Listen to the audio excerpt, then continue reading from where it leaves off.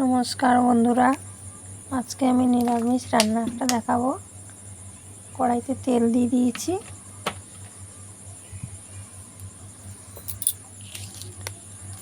এইবারে তেজপাতা ফোড়নে দিলাম, শুকনো লঙ্কা, 5 ফোড়ন,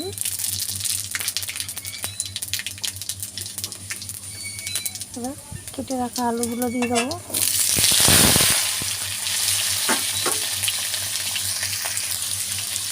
এটাকে ভাজা বসিয়ে দিয়েছি। এবার একটা বাটিতে গরম জল বসিয়েছি, ওর মধ্যে কাঁঠালের দানাগুলো সিদ্ধ করে নেব। ভালো করে খোসা ছাড়িয়ে, লাল খোসাটা ছাড়িয়ে ছোটো ছোটো করে কেটে নিয়েছি। একটুখানি নুন দিয়ে দেবো, দিয়ে একটু সিদ্ধ করে নেবো। এদিকে আলুটা প্রায় ভাজা হয়েই এসছে।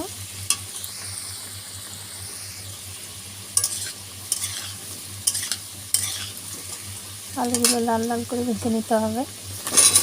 এবার দিয়ে দিলাম কুমড়োটা।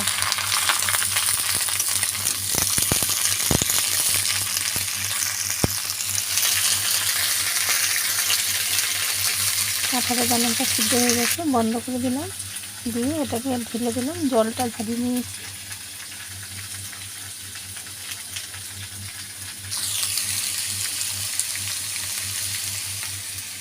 এই যে কাঁঠালের দানার জলটা ঝরানো হয়ে গেছে।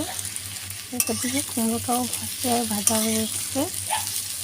আলু তো ভালোই ভাজা হয়ে গেছে, হাফ ভাজা। কুমড়োটা ভাজতে হয়ে যাবে, আর কুমড়ো একসাথে। এবার আদা বাটা দেবো।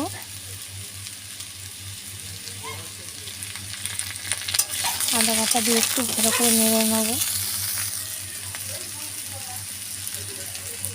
এবার নুন দেবো, হলুদ দেবো, লঙ্কার গুঁড়ো দেবো। আপনারা চাইলে কাঁচা লঙ্কা বাটাও দিতে পারেন। জিরের গুঁড়ো দেবো 2 চামচ, কেননা আর কিছু মশলা তো দিচ্ছি না, একটু জিরের গুঁড়োটা বেশি দিচ্ছি। 2 চামচ দিলাম,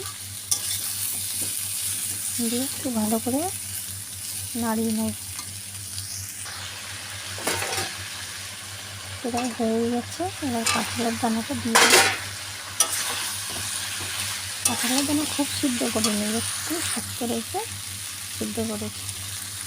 দেখে তরকারিটা একটু ফুটলেই হয়ে যাবে সিদ্ধ। একটু অল্প করে জল দিয়ে দিয়েছি, কেননা আলু তো ভাজতে ভাজতেই হয়ে গেছে সিদ্ধ। কুমড়োটাও ভালোভাবে তাড়াতাড়ি সিদ্ধ হয়ে যায়। কাঁঠালের দানা সিদ্ধ করা। অল্প করে জল দিয়ে ঢেকে কমিয়ে দেবো গ্যাসটা। হয়ে গেছে আমাদের তরকারিটা প্রায়। একটু চিনি দেবো, চিনি দিয়ে নামিয়ে নেব। কুমড়োর তরকারিটা একটু মিষ্টি হালকা দিলে ভালো লাগে খেতে। এই যে আমাদের কুমড়োর তরকারি কাঁঠালের দানা দিয়ে, দেখেন কত সুন্দর হয়েছে, খেতেও খুব সুন্দর লাগে। এইভাবে আপনারাও করে খাবেন একদিন। ভালো লাগলে লাইক দেবেন।